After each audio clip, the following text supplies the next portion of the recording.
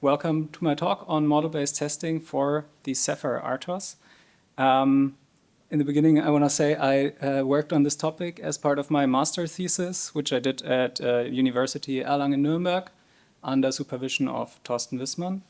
And also from the Zephyr side, Tobias Kästner supervised me, who is also here today. Quick agenda. I'll first shortly introduce myself and UL Solutions before I say what our motivation is for working on this topic, which is challenges with regard to safety certification. Then I'll explain how this model-based testing approach, how we applied it to Zephyr, or just a very tiny portion of Zephyr, namely the semaphore API. And finally, how we think if work on this topic continues, it may lead to or facilitate continuous certification. So my name is Philipp Panzer. I have been working at UL Solutions Software Intensive Systems for about a year now as a software engineer. Before that, I studied computer science and finished my degree with the master thesis about this very topic, also in collaboration with UL Solutions. And in general, we support our customers in software and systems engineering. We're focused on safety critical domains, so automotive and medical mostly. And due to that, we of course are also very interested in real-time operating system RTOSs. So therefore, we are also very interested in Zephyr, of course. And the reason why we're interested in it is because it has lots of great features. You've probably visited some talks here and already have heard about some of them. So Zephyr is really scalable from very small devices to more complex IoT devices.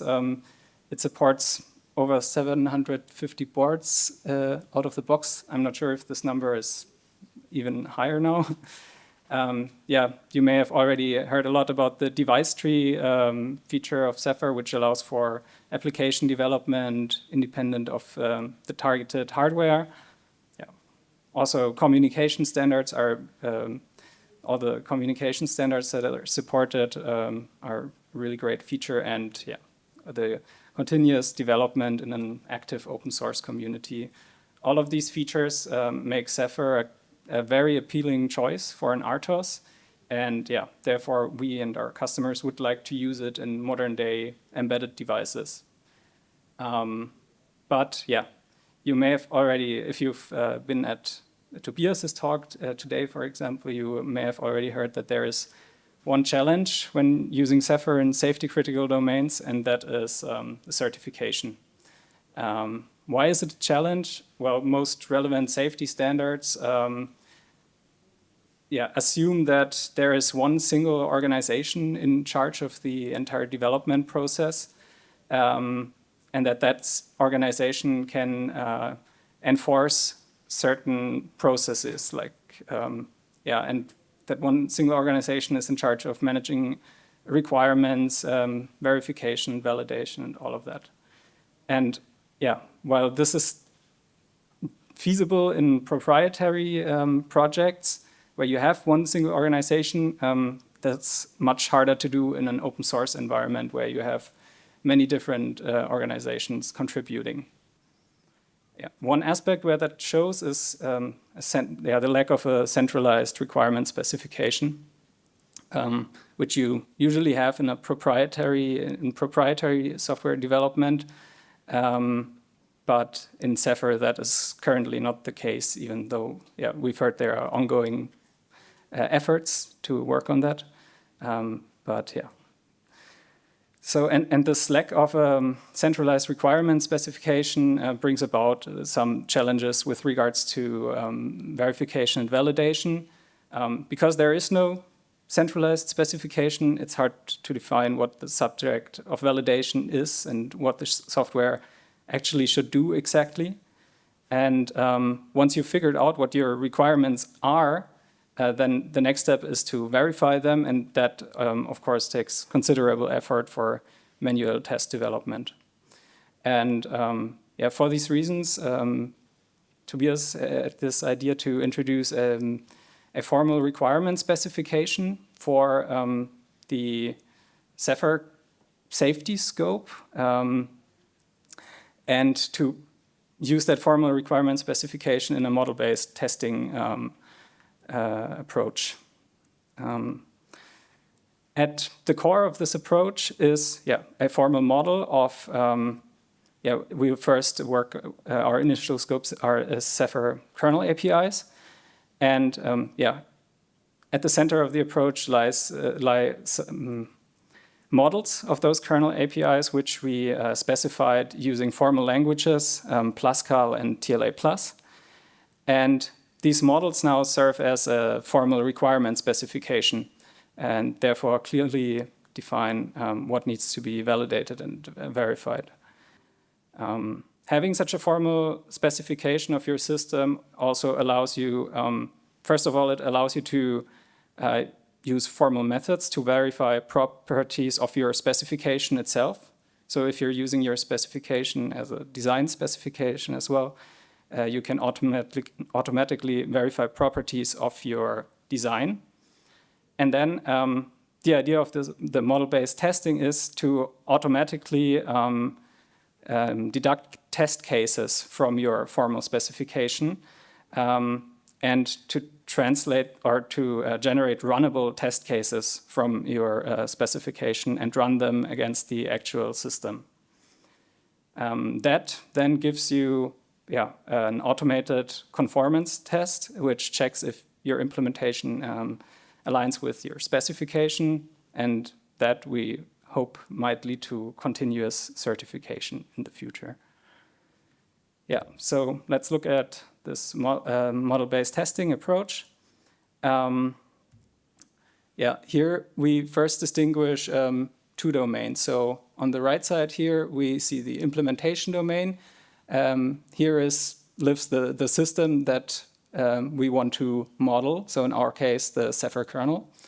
And on the left side, in the model domain, we have a formal model of that system. This model encaptures all the software requirements and can be seen as the requirement spec. Think of this model for now as a finite state machine.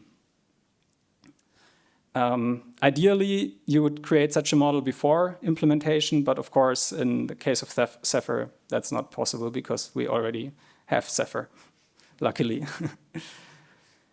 All right, once you have such a model, which we created based on the implementation and semi-formal requirements, you can pass that model to a model checker.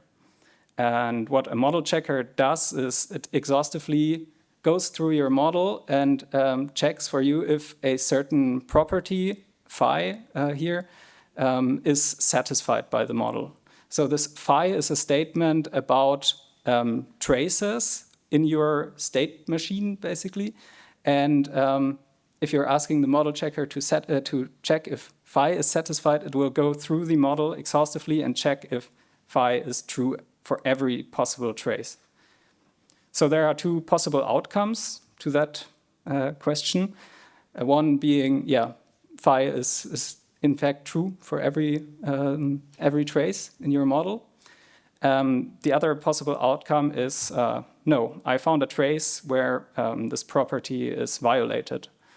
And the model checker does not only say, phi is false, but it also provides a trace, a counterexample, which is a trace through the model. And now the whole idea of this model-based testing approach is to think of this counterexample as a test case. Why is that possible? Because our model encaptures the expected behavior of our implemented system, and therefore this trace is one expected behavior of that system. And so if we see it as a test case, we can translate it to a runnable test case. So in Zephyr, that will be a ZTest test case, which we can then run against the implemented system using Twister. Yeah, and that will give us a verdict. If this test case that we just generated is passed, then it seems like our implemented system behaves like specified in the model. And for one single trace, that is of course not a very strong statement, but since this process is automated, you can do that many, many times. And then over with many runs and many past test cases, you gain confidence that this representation between the model and the implementation is actually true, and that the implementation aligns with the specification. However, if you run one of these test cases and it fails, then you know for sure there is a mismatch between the system under test and the specified requirements.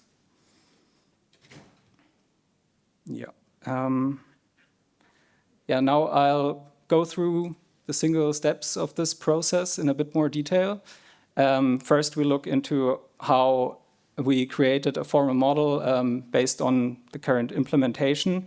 And since in this thesis is a feasibility study, we chose a very small initial scope, which is Zephyr semaphore API and the schedule or parts of the scheduler.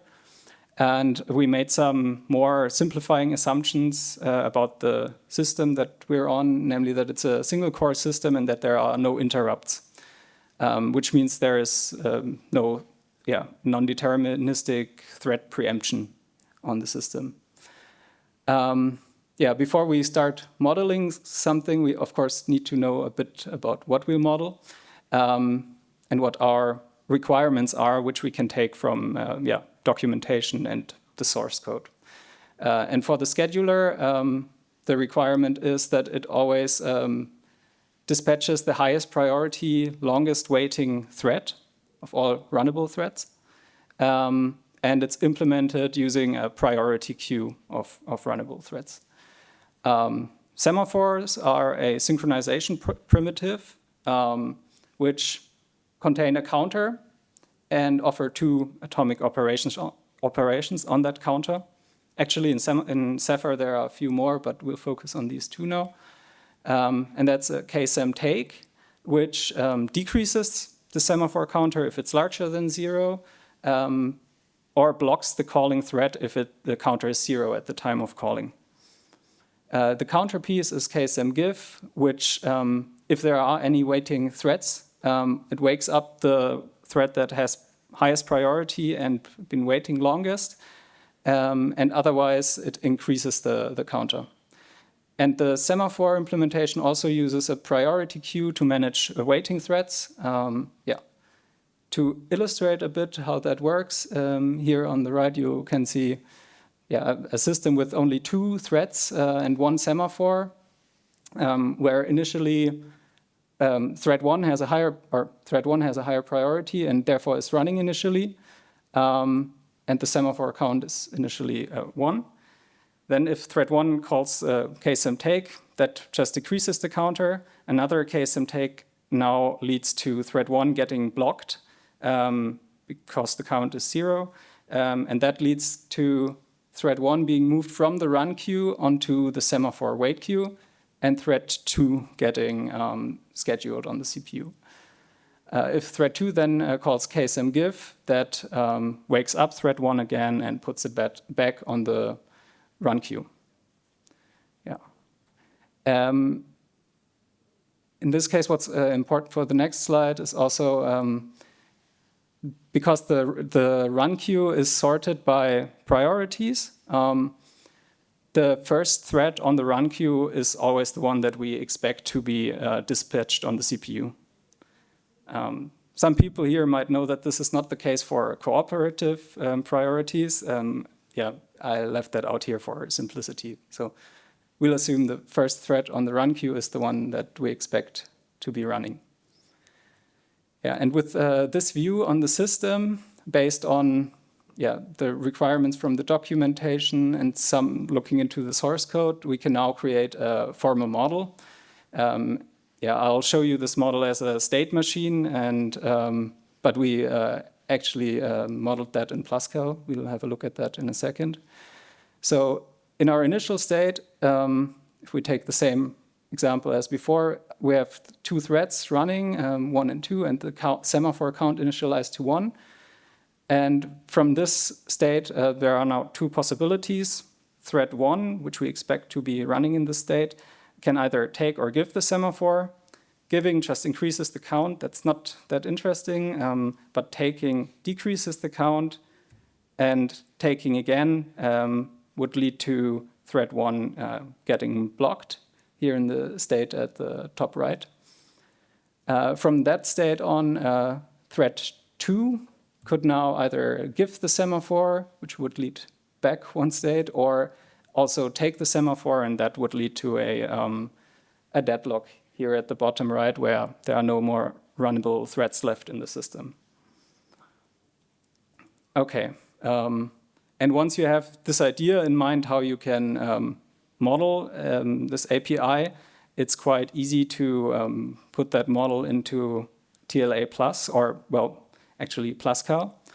So I'll just say a few words about that. The specifications are available on GitHub for anyone who's interested in that. TLA Plus is a formal specification language. It was developed by Leslie Lampert, and it's designed to describe mostly concurrent and distributed systems in a precise mathematical way. And for this language, there are model checkers available, open source ones, like TLC, which we used in this work. And yeah, TLA Plus is very flexible, allows you to do many things, but it's a bit cumbersome sometimes. Therefore, there's this domain-specific language on top of TLA Plus, which is called Pascal, and which it compiles down to TLA Plus. And it allows writing specifications more like in an imperative way. So yeah, as I said, I won't show a lot of the specification here. Just here on the right, you see how we would initialize the variables in the beginning that make up our system state. So the run queue and the semaphore, which has the 2 members, count and the wait queue. And below you see a procedure for the ksem take, which contains the logic that I explained earlier. So if the semaphore count is greater than 0, it's decremented, and otherwise the current thread, which is this self keyword in Pascal, is enqueued onto the wait queue and taken off the run queue. And if you're wondering, this label at the this capitalized ksem take label makes everything that follows the label up until the next label atomic. So this is how we model atomicity in Pascal. Okay, and with that we have a formal model of the semaphore API. The next step is to use the model checker, either to verify properties of the model itself or to generate traces. And I'll show 2 examples here, one for a property which we would expect to be true. For example, in every state, each thread is either running or waiting on the semaphore. This statement can be formalized in linear temporal logic, like this. This box operator means that the following is true in every state. And here we're just saying every thread is either on the run queue or on the wait queue. And running the model checker against this property would lead to a positive outcome. So this is in fact true for our model. Then the second case is we want to generate a trace. For that, we come up with a trap property, so a property which we expect to be false, actually. For example, we could say in every state, no thread is waiting on the semaphore, which would look like this in linear temporal logic. And of course, this is not the case, as we've already seen. And the model checker also finds that this is not the case and gives us a counterexample to that. Yeah, and we've already seen this sequence of instructions. So in our initial state, thread 1 takes the semaphore and then takes it again, which leads to it getting blocked. And then we have thread 1 waiting on the semaphore, which violates this trap property, which we formulated. Okay, so now we've also seen how we can, how we can get these traces out of the model checker, or out of the model, actually. Then the next step is to generate a runnable test case from that trace, for which we developed a tool. And we'll do that by looking at this example trace. So now the idea is that these traces are sequences of API calls and expected system states. And we can use that to construct a test case. I should say, before we look into this test case, this is now where, or this test case generation now relies heavily on the assumption that we're on a single core system, because that means that there is no unexpected or non-deterministic preemption, and we can always predict which thread should be running. So to create a ZTest test case, we use this ZTest macro. And if we run this test case, we already have a thread running. We'll use that as thread 1. And we'll assume it has a priority of 0 that can be configured using kconfig. And then to establish our initial state, we need two things. We need a semaphore initialized to 1, and we need a second thread. So the semaphore initialization is done using this kseminit macro, and the thread creation happens dynamically using kthread_create here with a priority that is lower than the current thread's priority based on our assumption. So now we have our initial state, and it's time to start checking the expected state. So initially, we expect that thread 1 is now running. To check the scheduling order, sorry, I forgot, we add another variable, a state ID, which we will increment with every state transition. So initially, thread 1 should be running.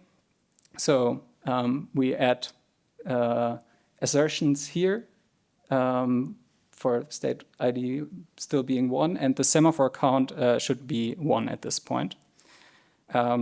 If these assertions run through, then we can generate then we can run the instructions that correspond to the first state transition. So we're incrementing the state ID because we're expecting to go to state 2, and we are running a ksemtake.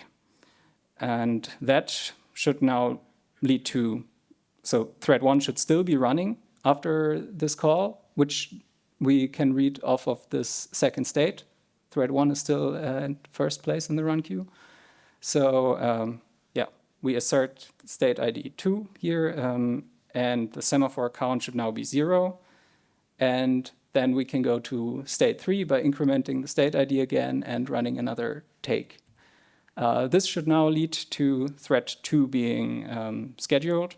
So we add the assertions for state 3 here and go to the next state transition. So again, we increment the state ID, and now thread 2 runs a ksemgif, and that should take us back to thread 1, where we now assert state ID 4 and the semaphore count again.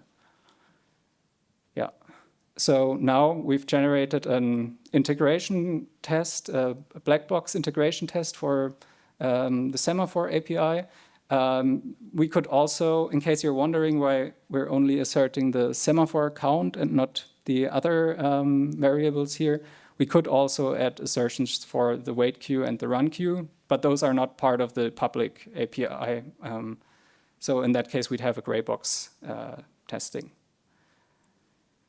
Okay, so this was the process once from creating a model, generating a trace, and translating that trace to a runnable test case. As I said initially, once you have this translation script and the model, all of that is automated, so you can run it multiple times.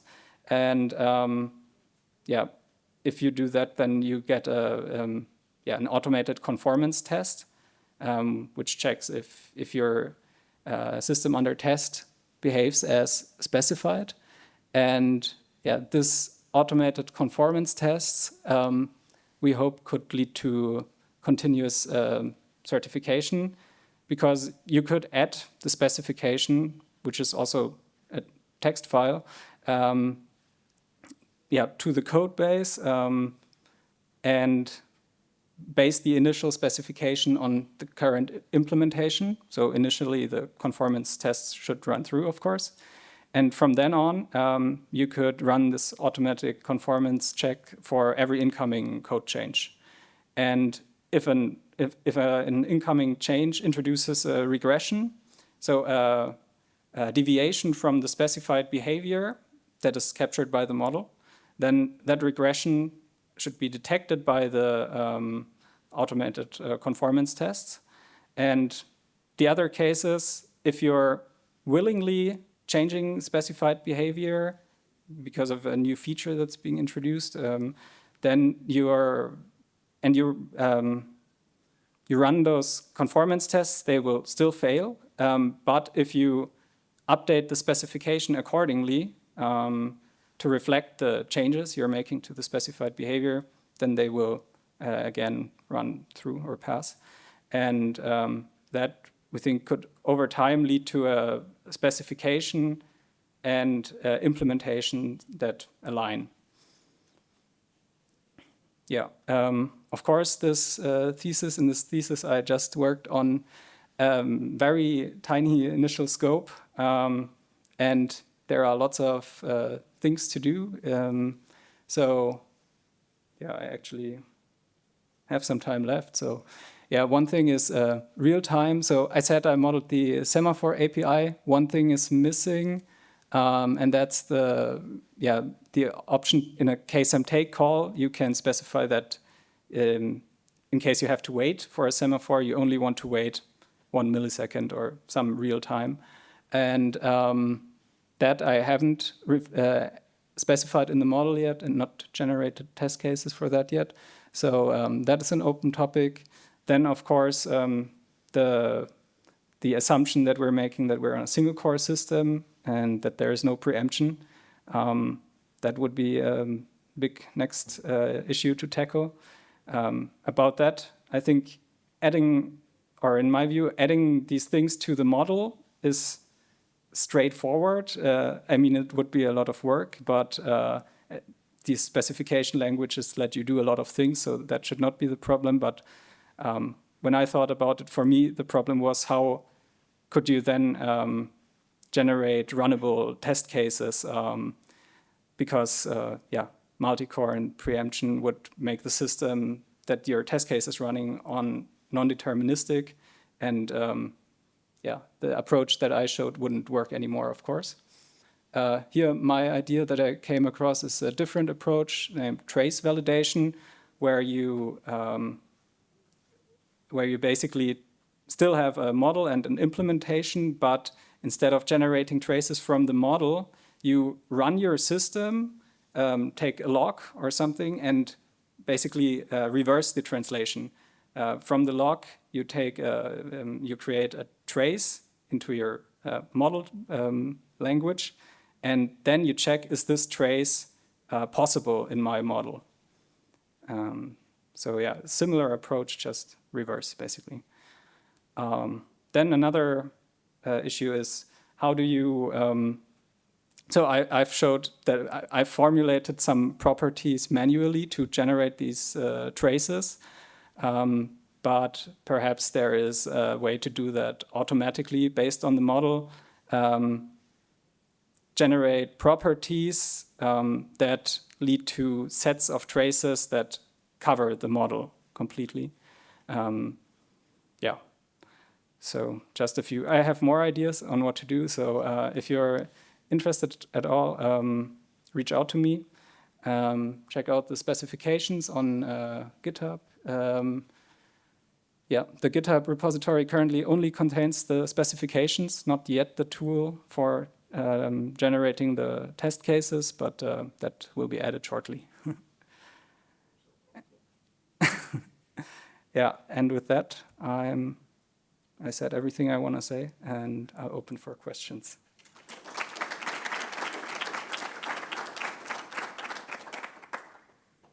Yeah.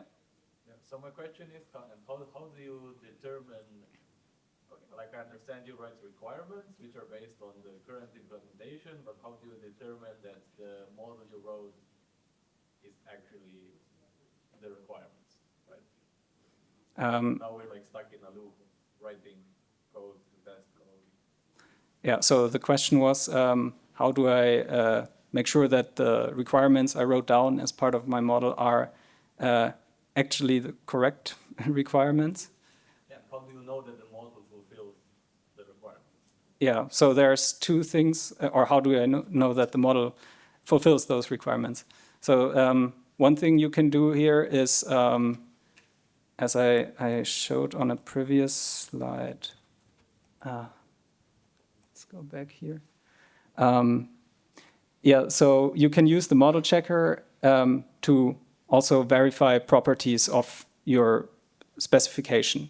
So if I want to be sure that, or more sure that my model is correct, I can formulate some properties that I think should be true and check them using the model checker. And then I can be, yeah, quite sure that my design actually does what I think it should do. Yeah. So my question, I think, relates to it. So there's this notion that the people that implemented a feature or a piece of code does not make good QA personnel for that feature. And the whole idea behind that comes from they're too involved in how the solution was solved to properly objectively think about how it should be tested. How are you concerned, I don't know if you should be, but are you concerned that the fact that you are looking at how, at the actual implementation, that would sufficiently influence the model that you produce to somehow then sort of almost miss those requirements? Whereas if you were to build the requirements before it was actually implemented, it would obviously be different. So are you concerned that that difference would sufficiently lead to missing test cases in the end? Okay, I should repeat your question. So let's see if I actually got it right. You're asking how do we know the requirements that we encode in our model are suitable requirements in order for testing? So the whole thing comes from you're looking at the actual implementation, looking at how it was solved. Mm-hmm. And with that, it's easy to get stuck. If you go that way around, a lot of times you would miss certain requirements, you miss certain test cases because you're looking at how it was solved and from that deriving what should be tested. Whereas if you first derive what should be tested and then implement those tests, then from experience I can say that typically you write better tests if you write tests first and then implement. Are you similarly concerned by now starting with the actual implementation that you would miss certain test cases, that the model that you would build would not be a sufficient model because you're looking at the implementation? Is that something that okay. This is totally not my field, so I can be totally wrong. So okay, now I think I got the question. So the question is if we create the model and the requirements based on the current implementation, do we perhaps miss important requirements that we would require for testing? I haven't thought about that. I think it's a valid concern, but I guess the question is what is the option? Because the implementation is already there, so there is no way to go the the way that is usual way in proprietary projects, where you first define tests or requirements and then go about implementing. But yeah, we already have the implementation, so yeah, at least this way we can over time, with this idea of continuous certification, make sure that we have requirements that are satisfied by the implementation. I guess. Something is a whole lot better than that. Yeah. We should also add that the tests there are tests that are already available for this functionality in API. So, I mean, there is already some tests. So the question is, how much of that would add in value to the test that we have, and how much duplication will there be there? So, because you don't want to be testing the same thing multiple times. Maybe it's good, to test twice, but I mean, does it actually add more coverage, or does it add more value, or it's just duplicating what we have? So, looking at the existing test actually should be part of this, besides looking at the implementation. Mm-hmm. Yeah. So it wasn't a question or more input was that there are already tests for the areas that we're creating test cases for. So we should avoid duplicating work that's testing the same functionality testing the same functionality. Yeah, I agree. Or if this generates better tests, let's take that and draw whatever we have. I mean, that's fine too. But we have to get to this point. I mean, in the end, it depends on what is covered by the model. Right now, very limited. So no way to get rid of any tests. But yeah, if you actually enhance this model to cover a lot of functionality, then it is a quite nice approach, because also if something about the specified implement behavior changes with manual testing, you would have to put in working hours to adapt that. And with this approach, you change your specification in one place and then regenerate your tests. Yeah. I mean, the alternative would be that we categorize this as some type of test, Mm-hmm. then the others are functional or system-based or whatever, but these would be, call them model-based testing, which provides some value, but it's extended with additional tests that are more involved. I think there was one more question. So for your case study of the semaphore, how many properties and counterexamples did you actually end up creating? So most of my work at the time was dedicated to translating these traces. So I was not working a lot on getting a certain coverage. I kind of just experimented there, to be honest. I think I had like around 10 different properties that I played around with. Nice feature of the model checker that I also used is that if you're checking one property, you can also not only get one counterexample for that property, but you can let the model checker basically continue even when it finds the first violation. And then it will give you a whole bunch of traces. So I had, for example, sometimes a property for which I ran this and got like 90 test cases out of one run that are then combined in one single test suite. But it's a different question how much redundancy there is in those tests. So that would, as I said, the whole coverage, both on the model side, like how much of the model is covered, and as well as how much of the code is covered, that would be an interesting topic to work on. So if any one of you maybe knows, I mean, this work is quite academic, so if you know a student who is looking for a thesis about something like this, then point them towards me. perspective or from what we would like to see as a project, I think there aren't only that many properties that we probably do care about. Like we always want to make sure no matter what we do, the run queue is always sorted by priority, no matter what happens. So the highest priority thread is always the head of the run queue. No thread gets lost, so every thread has to be in some queue somewhere all the time, so we're not dropping threads because that would start the thread. And that might be, and you probably only end up with a dozen of these properties. And then the other, I think, interesting or appealing property is that we have some knobs now. We can crank up the number of threads. Like, does that still work with 20 threads? We've never written any test case where 20 threads are at play, or at least not that I'm aware of. That is now easily generatable, or you can generate these kind of test scenarios. So that's why we started initially exploring it. Because actually, an RTOS is a very well-defined thing. It's been solved like 30 years ago, what we expect from the semaphore API. And these properties also have been documented. Yeah. Yeah, but that's actually a good point regarding scalability. Yeah.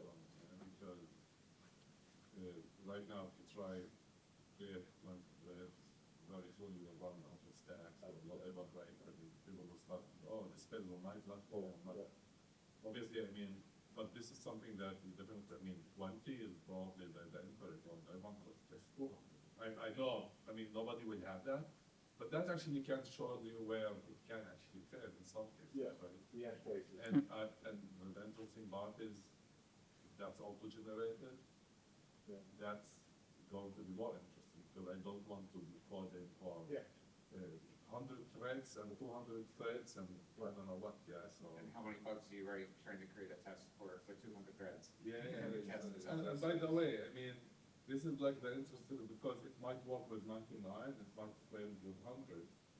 This is like something that we notice every time we crank the version because we change like from version 4.0 whatever, and just because the version string is a little bit longer, a lot of things start failing. Yeah, I mean this is usually what happens. Yeah, if you have 100 instead of 99, this is like another thing starts failing. Yeah. Yeah. So yeah, you know, it's interesting. Yeah, one thing I want to throw in when it comes to those high numbers is, there is sometimes problem of state explosion with these models, but there are also ways to tackle that. You can throw any number of threads at the model and run it without any constraints. And you have to limit a bit which paths it would search through, but still can do it. There is another question, but I think we're running out of time. But maybe if you want to ask. Just really quickly, are there some other models that you can use besides the state machine modeling to do formal models? So there are other languages. There is, for example, Spin Promula. It serves similar purposes as TLA Plus and Pascal. But I think all of them could boil down to a finite state machine. I use that representation because it's a nice visualization. In the end, all of those formal languages will model something like that. All right. So thanks for your attention. And